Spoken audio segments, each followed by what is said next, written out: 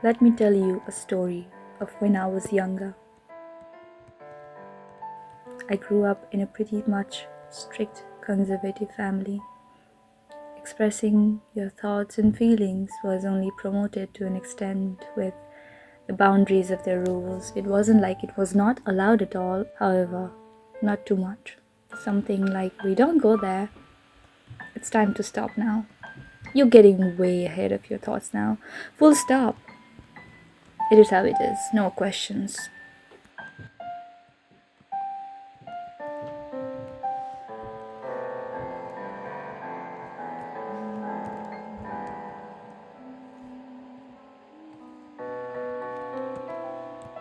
Living like that, even if you are surrounded by interesting questions, you never find answers. You never find motivation for your creative aspirations, and you never find purpose.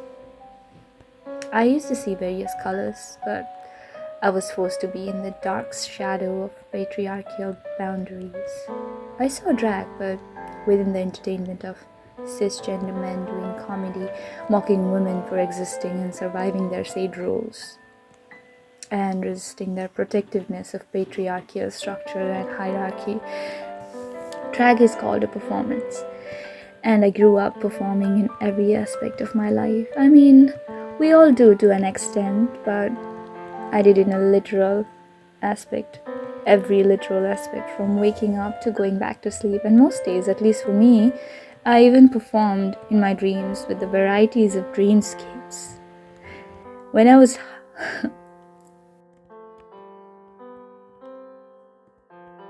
when life was harder when I was younger, sometimes I used to get excited going to bed because I got to see exciting dreamscapes, stories full of interesting tropes. It was all like a 3D reality trope. Dressing up in my dreams, trying new things. Although I used to do that in real life as well. When no one was watching, or in the bathroom, or in a closed space. Towel styled as scarf wrapped around. Things like that. But I don't remember exactly when I started it, but I was always fascinated by the idea of dressing up. Later, when I gained more confidence to dress up occasionally, I started doing it at home, labeling it as funny dressing up or mocking your grandpa instead of self-expression, just to experiment and see myself in drag, experiment in cross-dressing clothing, because when it comes to self-identity, self-expressive path, it comes with lots of challenges, both interpersonal and societal, and sometimes it gets easier, at least where I grew up, when you cover yourself up by saying it entertainment instead of self-identification or self-expression, and it saves you from lots of name calling and defaming, sorts of things like that. And to deal with fully being yourself by expressing yourself, it takes a lot of courage and lots of harassment. In Nepal, Kathmandu Valley to be precise, where I was born and when I grew up spending my whole life, there is a famous festival called Kai Jatra. It's a jatra which is almost similar but not exactly like a parade, where people dress up in a different colorful, interesting costumes, some cross-dress and some wear different types of shoes. It is almost like a drag, but it's not a form of self-identification most of the time. It's for entertainment. But we never know. There might be some individual like me hidden in the crowd, identifying their true form to be accepted by society, presenting themselves as entertainers.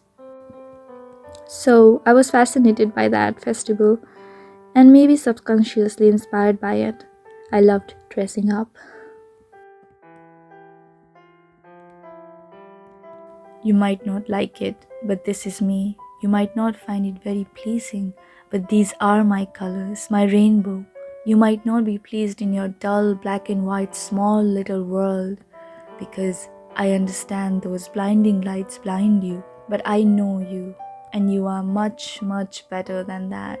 I know you have the power to remove the blinds and see the real world, the world of colors. I know you can do it because before you, I was there too, there with you, blinded, living in the dull world, pretending to be someone else, pretending just to fit in, pretending to be accepted, to be loved, to be seen. But no, not anymore. I cannot act like someone who I'm not at all, at least not anymore. Because it's enough. I should not seek your validation or theirs or anybody else's. I don't care. I don't care anymore about your opinion of me, because if you cannot respect me or see me as who I really am, then I should not respect you or your opinion of me either. I don't care. At least not anymore. I don't really care what you think of me and my colorful world, but instead I pity you. I pity you for not being able to see the world, the real world of colors, for choosing to live your life in a dull, little, dark world. I feel sorry for you, but I also really hope that you will be able to accept yourself one day, because I know that you are not being yourself either. And I hope you find your colors one day. I really do.